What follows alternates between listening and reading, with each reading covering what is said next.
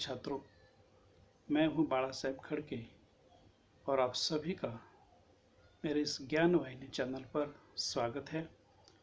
आज हम देखने वाले हैं कक्षा 10वीं का 9वां पाठ रीढ़ की हड्डी और इसके लेखक है जगदीश चंद्र माथुर। जगदीश चंद्र माथुर जी का जन्म 1917 बुलंदशहर उत्तर प्रदेश में हुआ था और मृत्यु 1978 में हुई थी। जगदीश चंद्र माथुर जी एक वरिष्ठ साहित्यकार और संस्कृति पुरुष थे। इन्होंने आकाशवाणी में भी काम किया है और एक उत्कृष्ट और प्रसिद्ध नाटककार के रूप में ये जाने जाते हैं। इनकी प्रमुख कृतियाँ कोणार्क, पहला राजा, भोर का तारा, शारदिया आदि है। इसमें जो पात्र है उनका परिचय देख लेते हैं। मुख्य पात्र है उमा। यह एक सुशिक्षित युवती है। उमा के पिता है रामस्वरूप और उमा की माँ है प्रेमा। और इनके घर में एक नौकर भी काम करता है, उसका नाम है रतन। उमा को देखने के लिए शंकर नामक युवक अपने पिता गोपाल प्रसाद जी को लेकर आता है, लेकिन यह वर पक्ष वाले यानी कि शंकर और उनके पिताश्री लड़कियों के बारे में ज़रा अलग ही ख्याल रखते हैं।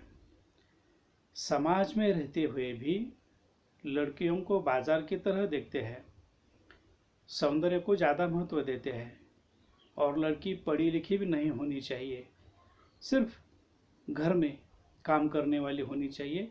ज़्यादा पढ़ी लिखी इन लोगों को लड़की चलती नहीं है। तो ऐसा दकियानुसी ख्याल लेकर यह जब लड़की को देखने के लिए आ जाते हैं, यानी कि उमा को देखने के लिए आ जाते हैं, और वहाँ पर देखने का कार्यक्रम जो होता है उसमें उमा देख लेती है कि जो लड़का यानी शंकर उसे देखने के लिए आया है उसका चरित्र ठीक नहीं है, तो वह उसे नकार देती हैं। प्रस्तुत पाठ का हेतु भी यही है कि चारों चीज़ों की तरह अगर लड़कियों को देखते रहेंगे तो यह समाज के लिए अच्छी बात नहीं है, और इसीलिए उमा यह शादी का रिश्ता नकार देती है। तो चलो देख लेते हैं रीढ़ की हड्डी। सबसे पहले रामस्वरूप, अबे धीरे धीरे चल, अब तक तो को उधर मोड़ दे, उधर। रतन, बिछाने साहब। रामस्वरूप, और क्या करेगा, परमात्मा की यहाँ अक्ल बढ़ रही थी तो तू देर से पहुंचा था क्या? बिछा दो साहब। और ये पसीना किस लिए बहाया है? रतन, ही। रामस्वरूप, और बीबी जी के कमरे में से हारमोनियम उठा ला और सितार भी, जल्दी जा। प्रेमा, लेकिन वो तुम्हारी लाली बेटी उमा तो मुंह फुलाई पड़ी है। रामस्वरूप, क्या हुआ? प्रेमा, तुम्ही ने तो कहा था कि उसे ठीक ठाक करके नीचे लाना।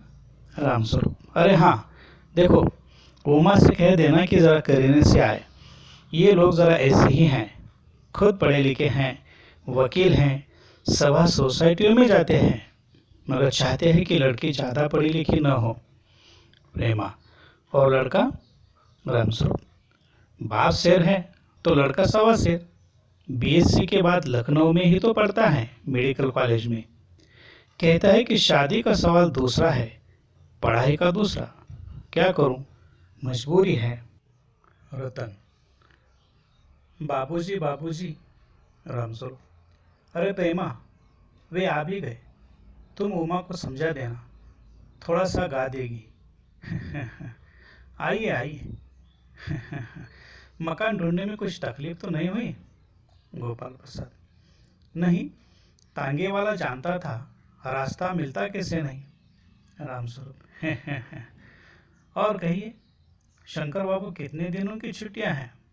शंकर जी, कॉलेज की तो छुट्टियां नहीं है, वीकेंड में चला आया था।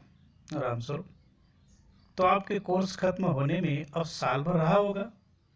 शंकर जी, यही कोई साल 2 साल। रामस्वरूप, साल 2 साल? शंकर, जी 1 साल का मार्जिन रखता हूँ, गोपाल प्रसाद, अच्छा तो साहब फिर बिजनेस की बात हो जाए।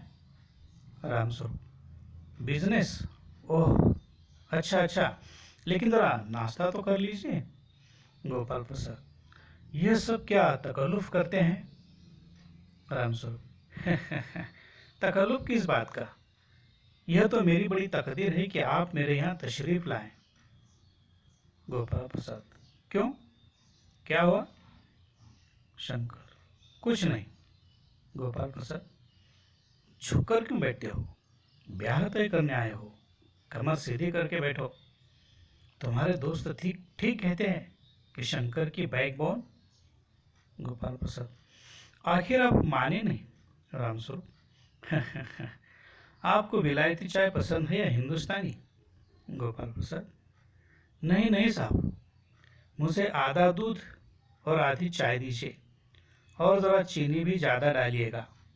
शंकर, सुना है सरकार अब ज़्यादा चीनी लेने वालों पर टैक्स लगाएगी। गोपाल प्रसाद, सरकार जो चाहे सो कर ले, पर अगर आमदनी करनी है तो सरकार को बस एक ही टैक्स लगाना चाहिए। रामस्वरूप, वह क्या? गोपाल प्रसाद, खूबसूरती पर टैक्स। मजाक नहीं साहब, ये ऐसा टैक्स है जनाब कि देने वाले चू भी न करेंगे। रामस्वरूप, वाह वाह, खूब सोचा आपने। वाकई आजकल खूबसूरती का सवाल भी बेडफ हो गया है। हम लोगों के ज़माने में तो यह कभी उठता भी न था। लीजिए। गोपाल प्रसाद, कभी नहीं साहब, कभी नहीं। रामस्वरूप, आपका क्या ख्याल है शंकर बाबू? शंकर, किस मामले में? रामस्वरूप, यही कि शादी तय करने में खूबसूरती का हिस्सा कितना होना चाहिए। गोपाल प्रसाद, यह बात दूसरी है बाबू रामस्वरूप। मैंने आपसे पहले भी कहा था, लड़की का खूबसूरत होना निहायत ज़रूरी है, और जायचा तो मिल ही गया होगा। रामस्वरूप, जी, जायचे का मिलना क्या मुश्किल बात है, ठाकुर जी के चरणों में रख दिया, बस खुद ब खुद मिला हुआ समझिए।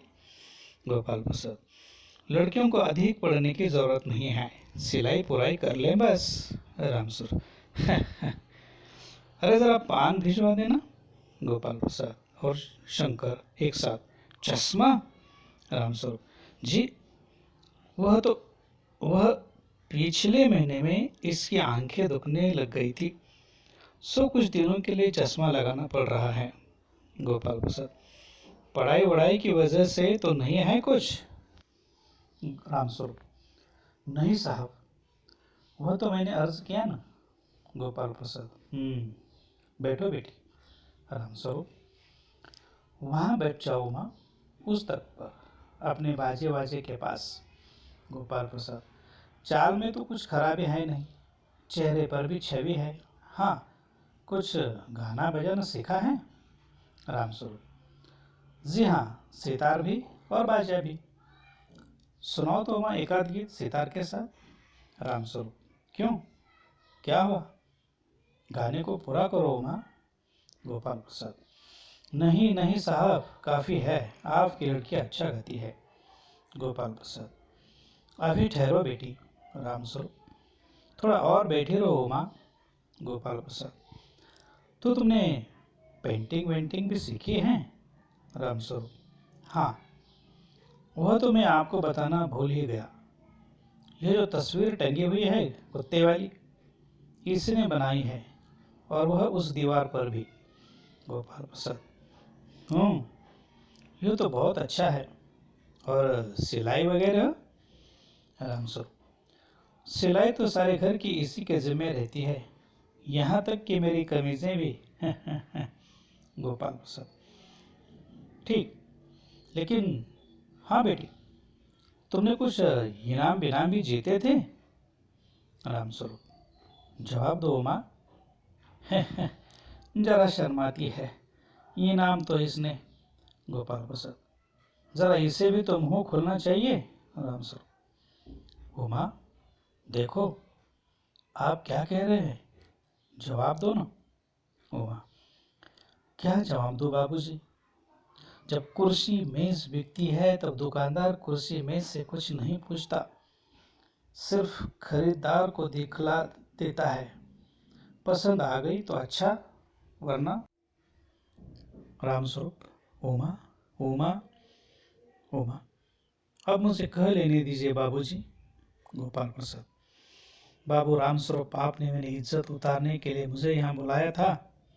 उमा, जी हाँ, और हमारी बेइज्जती नहीं होती जो आप इतनी देर से नाप तोल कर रहे हैं। शंकर, बाबूजी चलिए। गोपाल प्रसाद, क्या तुम कॉलेज में पढ़ी हो? उमा, जी हाँ, मैं कॉलेज में पढ़ी हूँ। मैंने बीए पास किया है। कोई पाप नहीं किया, कोई चोरी नहीं की, और न आपके पुत्र की तरह लड़कियों के हॉस्टल में ताक झांक कर कायरता दिखाई है। मुझे अपनी इज्जत, अपने मान का ख्याल तो है, लेकिन इनसे पूछिए कि ये किस तरह नौकरानी के पैरों में पड़कर अपना मुंह छिपा कर भागे थे। रामस्वरूप, उमा, उमा। गोपाल प्रसाद, बस हो चुका बाबू रामस्वरूप, आपने मेरे साथ दगा किया। आपकी लड़की बीए पास है और आपने मुझसे कहा था कि सिर्फ मैट्रिक तक पढ़ी है। उमा, जी हाँ, जाइए, जरूर चले जाइए, लेकिन घर जाकर जरा यह पता लगाइएगा कि आपके लाले बेटे की रीढ़ की हड्डी भी है या नहीं, यानी बैकबोन, बैकबोन। प्रिय छात्रों, आप लोगों को यह वीडियो अच्छा लगता है तो लाइक कीजिए, शेयर कीजिए और सब्सक्राइब कीजिए। धन्यवाद।